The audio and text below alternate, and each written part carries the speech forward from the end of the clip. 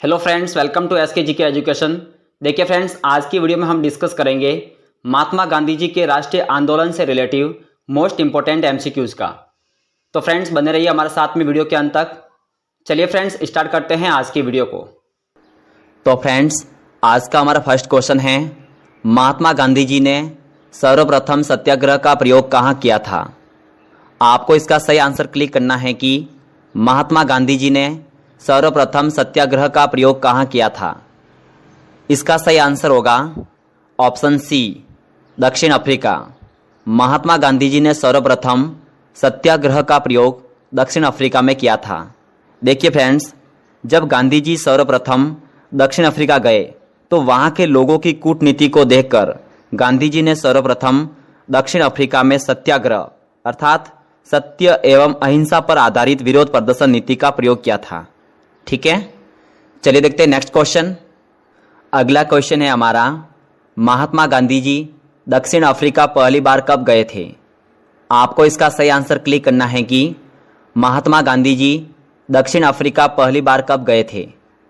इसका सही आंसर होगा ऑप्शन बी, 1893 ईस्वी। अर्थात महात्मा गांधी जी दक्षिण अफ्रीका पहली बार सन 1893 ईस्वी में गए थे। देखिए फ्रेंड्स, महात्मा गांधी जी सन 1893 ईस्वी में एक भारतीय केस के सिलसिले में पैरवी करने हेतु बैरिस्टर के रूप में पहली बार दक्षिण अफ्रीका गए थे। चलिए देखते हैं नेक्स्ट क्वेश्चन। अगला क्वेश्चन है हमारा, गांधी जी दक्षिण अफ्रीका से स्थायी रूप से वापस भारत कब आए। आपको इसका सही आंसर क्लिक करना है कि गांधी जी दक्षिण अफ्रीका से स्थायी रूप से वापस भारत कब आए। इसका सही आंसर होगा ऑप्शन ए, 9 जनवरी 1915 को। अर्थात गांधी जी दक्षिण अफ्रीका से स्थायी रूप से वापस भारत 9 जनवरी 1915 को आए। चलिए देखते हैं नेक्स्ट क्वेश्चन। अगला क्वेश्चन है हमारा, गांधी जी के राजनीतिक गुरु कौन थे। आपको इसका सही आंसर बताना है कि गांधी जी के राजनीतिक गुरु कौन थे। इसका सही आंसर होगा ऑप्शन बी, गोपाल कृष्ण गोखले।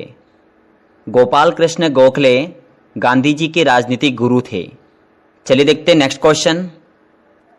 अगला क्वेश्चन है हमारा, गांधी जी ने भारत में अपना राजनीतिक जीवन प्रारंभिक तौर पर प्रारंभ किया था।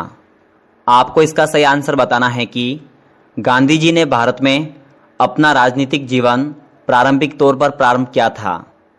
इसका सही आंसर होगा ऑप्शन डी, अंग्रेजों के सहयोग के रूप में। अर्थात गांधी जी ने भारत में अपना राजनीतिक जीवन अंग्रेजों के सहयोग के रूप में प्रारंभ किया था। देखिए, महात्मा गांधी जी ने अपना राजनीतिक जीवन प्रारंभ से सन 1918 तक अंग्रेजों के सहयोग के रूप में शुरू किया था। और देखिए, उस समय प्रथम विश्व युद्ध चल रहा था, तो गांधी जी ने गवर्नर जनरल एवं वायसराय को अपनी सेवाएं देने के लिए प्रस्ताव भेजा कि हम आपका सहयोग करेंगे। ठीक है, चलिए देखते हैं नेक्स्ट क्वेश्चन। अगला क्वेश्चन है हमारा, गांधी जी को चंपारण के नील उत्पादक किसानों की समस्याओं को सुनने के लिए किसने आमंत्रित किया था। आपको इसका सही आंसर बताना है कि गांधी जी को चंपारण के नील उत्पादक किसानों की समस्याओं को सुनने के लिए किसने आमंत्रित किया था। इसका सही आंसर होगा ऑप्शन सी, राजकुमार शुक्ल। गांधी जी को चंपारण के नील उत्पादक किसानों की समस्याओं को सुनने के लिए राजकुमार शुक्ल जी ने आमंत्रित किया था। देखिए फ्रेंड्स, चंपारण में नील उत्पादकों द्वारा किसानों का शोषण किया जा रहा था, तो राजकुमार शुक्ल जी ने लखनऊ अधिवेशन जो कि सन 1916 में संपन्न हुआ था, तो उसमें गांधी जी को चंपारण के किसानों की समस्याओं से अवगत कराया और उन्हें एक बार उनकी समस्याओं को सुनने हेतु वहां भ्रमण करने के लिए आग्रह किया था। ठीक है, चलिए देखते हैं नेक्स्ट क्वेश्चन। अगला क्वेश्चन है हमारा, गांधी जी का भारत में पहला एवं महत्वपूर्ण सफल आंदोलन था। आपको इसका सही आंसर क्लिक करना है कि गांधी जी का भारत में पहला एवं महत्वपूर्ण सफल आंदोलन था। इसका सही आंसर होगा ऑप्शन बी, चंपारण। गांधी जी का भारत में पहला एवं महत्वपूर्ण सफल आंदोलन चंपारण आंदोलन था, जो कि 10 अप्रैल 1917 को आरंभ हुआ था। गांधी जी का भारत में पहला एवं महत्वपूर्ण सफल आंदोलन चंपारण आंदोलन था, जो कि 10 अप्रैल 1917 को आरंभ हुआ था। चलिए देखते हैं नेक्स्ट क्वेश्चन। अगला क्वेश्चन है हमारा, गांधी जी ने 1917 में चंपारण की यात्रा किसके अनुरोध पर की थी? आपको इसका सही आंसर क्लिक करना है कि गांधी जी ने 1917 में चंपारण की यात्रा किसके अनुरोध पर की थी। इसका सही आंसर होगा ऑप्शन ए, राजकुमार शुक्ल, अर्थात राजकुमार शुक्ल जी के कहने पर गांधी जी ने सन 1917 में चंपारण की यात्रा की थी। देखिए फ्रेंड्स, मैं इसके बारे में पहले भी बता चुका हूँ कि चंपारण में नील उत्पादकों द्वारा किसानों का शोषण किया जा रहा था। तो राजकुमार शुक्ल जी ने गांधी जी को लखनऊ अधिवेशन, जो कि सन 1916 में संपन्न हुआ, उसमें चंपारण के किसानों की समस्याओं से अवगत कराया तथा एक बार चंपारण में भ्रमण के लिए आने को आग्रह किया था। ठीक है, चलिए देखते हैं नेक्स्ट क्वेश्चन।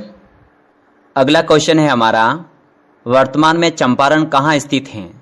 आपको इसका सही आंसर क्लिक करना है कि वर्तमान में चंपारण कहाँ स्थित हैं। इसका सही आंसर होगा ऑप्शन बी, बिहार में। वर्तमान में चंपारण बिहार राज्य में स्थित हैं। चलिए देखते हैं नेक्स्ट क्वेश्चन। अगला क्वेश्चन है हमारा, महात्मा गांधी जी ने भारत में सर्वप्रथम भूख हड़ताल कहाँ की थी? आपको इसका सही आंसर क्लिक करना है कि महात्मा गांधी जी ने भारत में सर्वप्रथम भूख हड़ताल कहाँ की थी। इसका सही आंसर होगा ऑप्शन सी, अहमदाबाद के श्रमिक आंदोलन में। अर्थात महात्मा गांधी जी ने भारत में सर्वप्रथम भूख हड़ताल अहमदाबाद के श्रमिक आंदोलन में की थी। देखिए फ्रेंड्स, अहमदाबाद के मिल मालिकों ने मजदूरों को दिया जा रहा प्लेग बोनस बंद कर दिया, तो श्रमिकों ने प्लेग बोनस बंद करने के एवज में उनकी मजदूरी में 50% वृद्धि करने की मांग की, जबकि मिल मालिक केवल 20% वृद्धि करने को ही सहमत हुए। तो महात्मा गांधी जी के कहने पर देश में पहली बार भूख हड़ताल प्रारंभ की गई और अंत में गांधी जी के प्रयासों से मिल मालिक मजदूरी में 20% के स्थान पर 35% वृद्धि करने को सहमत हो गई। ठीक है, चलिए देखते हैं नेक्स्ट क्वेश्चन। अगला क्वेश्चन है हमारा, गांधी जी ने ब्रिटिश सरकार के किस कानून को काले कानून की संज्ञा देकर उसका व्यापक विरोध किया? आपको इसका सही आंसर क्लिक करना है कि गांधी जी ने ब्रिटिश सरकार के किस कानून को काले कानून की संज्ञा देकर उसका व्यापक विरोध किया। इसका सही आंसर होगा ऑप्शन डी, रोलट एक्ट। अर्थात गांधी जी ने ब्रिटिश सरकार के रोलट एक्ट को काले कानून कहा और उसका व्यापक विरोध किया। देखिए फ्रेंड्स, इस कानून में अर्थात जो रोलट एक्ट बना हुआ था उसमें भारतीयों के लिए अत्यंत कठोर एवं उत्पीड़न भरे प्रावधान थे, जिसमें ब्रिटिश सरकार को यह अधिकार देना कि वह भारत में किसी भी व्यक्ति को अदालत में मुकदमा चलाए बिना अर्थात दोष साबित किए बिना जेल में बंद कर सके। इसलिए गांधी जी ने रोलट एक्ट को काले कानून की संज्ञा दी। और देखिए फ्रेंड्स, एक बात और ध्यान रखना है, जो रोलट एक्ट पारित किया गया था वो सन 1919 में पारित किया गया था। ठीक है, चलिए देखते हैं नेक्स्ट क्वेश्चन। अगला क्वेश्चन है हमारा, गांधी जी ने भारत में प्रथम असहयोग आंदोलन कब प्रारंभ किया? आपको इसका सही आंसर बताना है कि गांधी जी ने भारत में प्रथम असहयोग आंदोलन कब प्रारंभ किया। इसका सही आंसर होगा ऑप्शन सी, जनवरी 1921 में। अर्थात गांधी जी ने भारत में प्रथम असहयोग आंदोलन जनवरी 1921 में प्रारंभ किया था। और देखिए फ्रेंड्स, जो प्रथम असहयोग आंदोलन था वह गांधी जी के नेतृत्व में प्रारंभ किया गया पहला अखिल भारतीय जन आंदोलन था। चलिए देखते हैं नेक्स्ट क्वेश्चन। अगला क्वेश्चन है हमारा, गांधी जी ने प्रथम असहयोग आंदोलन को तब अचानक वापस ले लिया जब वह अपने चरम पर था। इस आंदोलन को अचानक वापस लेने का क्या कारण था? इसका सही आंसर होगा ऑप्शन बी, चोरी चोरा दुर्घटना। देखिए फ्रेंड्स, आंदोलन अपने चरम पर था तभी अचानक उत्तर प्रदेश के गोरखपुर जिले के चोरी चोरा स्थान पर 5 फरवरी 1922 को पुलिस द्वारा शांतिपूर्ण जुलूस पर गोलीबारी करने के कारण जनता ने पुलिस थाने को घेरकर आग लगा दी, जिसमें कुल 22 पुलिसकर्मियों की मृत्यु हुई। इस कारण यह आंदोलन हिंसक रूप धारण कर गया था। इसलिए 12 फरवरी 1922 को इस आंदोलन को वापस लिया गया। फ्रेंड्स, आपको ध्यान रखना है कि जो असहयोग आंदोलन चल रहा था उसे वापस कब लिया गया? 12 फरवरी 1922 को। और देखिए, चोरी चोरा जो दुर्घटना है यह 5 फरवरी 1922 को हुई थी। ये सभी चीज़ें आपको ध्यान रखना है। चलिए देखते हैं नेक्स्ट क्वेश्चन। अगला क्वेश्चन है हमारा, चोरी चोरा स्थान कहाँ स्थित है? आपको इसका सही आंसर बताना है कि चौरी चौरा स्थान कहाँ स्थित हैं। देखिए फ्रेंड्स, इसका आंसर मैंने पिछले क्वेश्चन में बता दिया है। इसका सही आंसर होगा ऑप्शन सी, गोरखपुर, जो कि उत्तर प्रदेश राज्य में है। अर्थात चौरी चौरा स्थान उत्तर प्रदेश के गोरखपुर जिले में है। चलिए देखते हैं नेक्स्ट क्वेश्चन। अगला क्वेश्चन है हमारा, गांधी जी द्वारा प्रारंभ प्रथम असहयोग आंदोलन को कब अचानक वापस लिया गया। आपको इसका सही आंसर बताना है कि गांधी जी द्वारा प्रारंभ प्रथम असहयोग आंदोलन को कब अचानक वापस लिया गया। देखिए फ्रेंड्स, इसका आंसर भी मैंने पिछले क्वेश्चन में करवा दिया है। इसका सही आंसर होगा ऑप्शन ए, 12 फरवरी 1922 को। अर्थात गांधी जी द्वारा प्रारंभ प्रथम असहयोग आंदोलन को 12 फरवरी 1922 को अचानक वापस लिया गया। और देखिए फ्रेंड्स, प्रथम असहयोग आंदोलन को अचानक वापस लेने का जो प्रमुख कारण था कि उत्तर प्रदेश के गोरखपुर जिले के चौरी चौरा स्थान पर 5 फरवरी 1922 को पुलिस द्वारा शांतिपूर्ण जुलूस पर गोलीबारी करने के कारण जनता ने पुलिस थाने को घेरकर आग लगा दी थी, जिसमें कुल 22 पुलिसकर्मियों की मृत्यु हुई। इस कारण यह आंदोलन हिंसक रूप धारण कर गया था, इसलिए 12 फरवरी 1922 को इस आंदोलन को वापस लिया गया। ठीक है, चलिए देखते हैं नेक्स्ट क्वेश्चन। अगला क्वेश्चन है हमारा, गांधी जी द्वारा सविनय अवज्ञा आंदोलन कब प्रारंभ किया गया। आपको इसका सही आंसर बताना है कि गांधी जी द्वारा सविनय अवज्ञा आंदोलन कब प्रारंभ किया गया। इसका सही आंसर होगा ऑप्शन ए, 6 अप्रैल 1930 को। अर्थात गांधी जी द्वारा सविनय अवज्ञा आंदोलन 6 अप्रैल 1930 को प्रारंभ किया गया। देखिए फ्रेंड्स, गांधी जी ने 6 अप्रैल 1930 को दांडी नामक स्थान पर एक मुट्ठी नमक हाथ में लेकर नमक कानून का उल्लंघन कर संपूर्ण देश में सविनय अवज्ञा आंदोलन प्रारंभ किया। चलिए देखते हैं नेक्स्ट क्वेश्चन। अगला क्वेश्चन है हमारा, द्वितीय गोलमेज सम्मेलन का आयोजन अक्टूबर 1931 में लंदन में प्रारंभ हुआ था। इसमें कांग्रेस की ओर से शामिल हुए थे। आपको इसका सही आंसर बताना है कि द्वितीय गोलमेज सम्मेलन का आयोजन अक्टूबर 1931 में लंदन में प्रारंभ हुआ था। इसमें कांग्रेस की ओर से शामिल हुए थे। इसका सही आंसर होगा ऑप्शन ए, महात्मा गांधी। देखिए, महात्मा गांधी जी कांग्रेस की ओर से एक ऐसे नेता थे जो द्वितीय गोलमेज सम्मेलन, जो कि अक्टूबर 1931 में लंदन में प्रारंभ हुआ था, उसमें शामिल हुए थे। चलिए देखते हैं नेक्स्ट क्वेश्चन। अगला क्वेश्चन है हमारा, गांधी जी ने किसकी सिफारिशों को दिवालिया बैंक पर लिखा पोस्ट डेटेड चेक की संज्ञा दी थी। आपको इसका सही आंसर क्लिक करना है कि गांधी जी ने किसकी सिफारिशों को दिवालिया बैंक पर लिखा पोस्ट डेटेड चेक की संज्ञा दी थी। इसका सही आंसर होगा ऑप्शन सी, क्रिप्स मिशन प्रस्ताव। अर्थात गांधी जी ने क्रिप्स मिशन प्रस्ताव को दिवालिया बैंक पर लिखा पोस्ट डेटेड चेक की संज्ञा दी थी। चलिए देखते हैं नेक्स्ट क्वेश्चन। अगला क्वेश्चन है हमारा, वह सबसे पहली कौन सी घटना थी जिसने गांधी जी को ब्रिटिश शासन के प्रति सहयोग से असहयोगी एवं विरोधी बना दिया। आपको इसका सही आंसर बताना है कि वह सबसे पहली कौन सी घटना थी जिसने गांधी जी को ब्रिटिश शासन के प्रति सहयोग से असहयोगी एवं विरोधी बना दिया। इसका सही आंसर होगा option B, Rowlatt act. Rowlatt act एक ऐसी घटना थी जिसने गांधी जी को ब्रिटिश शासन के प्रति सहयोग से असहयोगी एवं विरोधी बना दिया। देखिए फ्रेंड्स, रोलट एक्ट में ब्रिटिश सरकार को यह अधिकार दिया गया था कि वह भारत में किसी भी व्यक्ति को दोष साबित किए बिना ही जेल में बंद कर सके। इस कारण से गांधी जी अंग्रेजों के असहयोगी एवं विरोधी बन गए। और देखिए फ्रेंड्स, साथ ही साथ आपको ध्यान रखना है कि रोलट एक्ट ब्रिटिश सरकार ने सन 1919 में पारित किया था। चलिए देखते हैं नेक्स्ट क्वेश्चन। अगला क्वेश्चन है हमारा, ब्रिटिश सरकार द्वारा रोलट एक्ट कब पारित किया गया था। आपको इसका सही आंसर बताना है कि ब्रिटिश सरकार द्वारा रोलट एक्ट कब पारित किया गया था।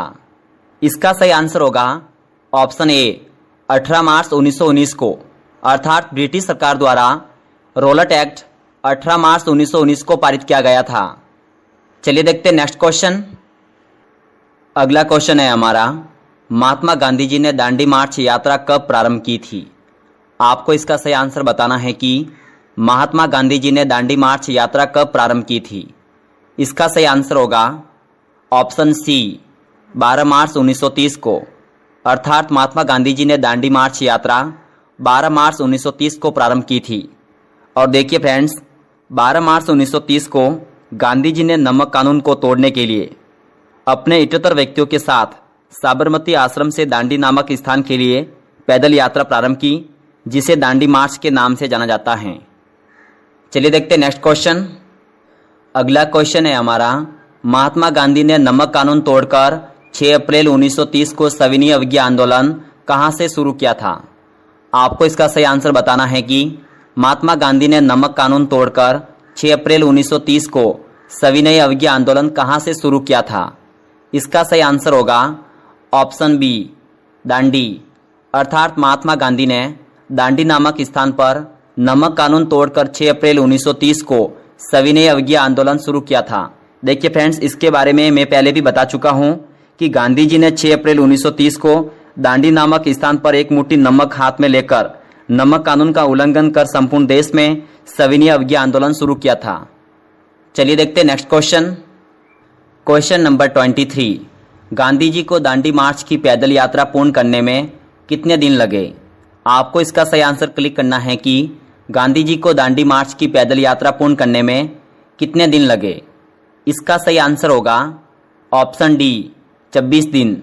अर्थात गांधी जी को दांडी मार्च यात्रा पूर्ण करने में 26 दिन लगे, जिन्होंने लगभग 200 किलोमीटर की यात्रा की थी। चलिए देखते हैं नेक्स्ट क्वेश्चन। अगला क्वेश्चन है हमारा, स्वतंत्रता आंदोलन के दौरान गांधी जी के किस आंदोलन से महिलाओं एवं किसानों की व्यापक सहभागिता प्रारंभ हुई?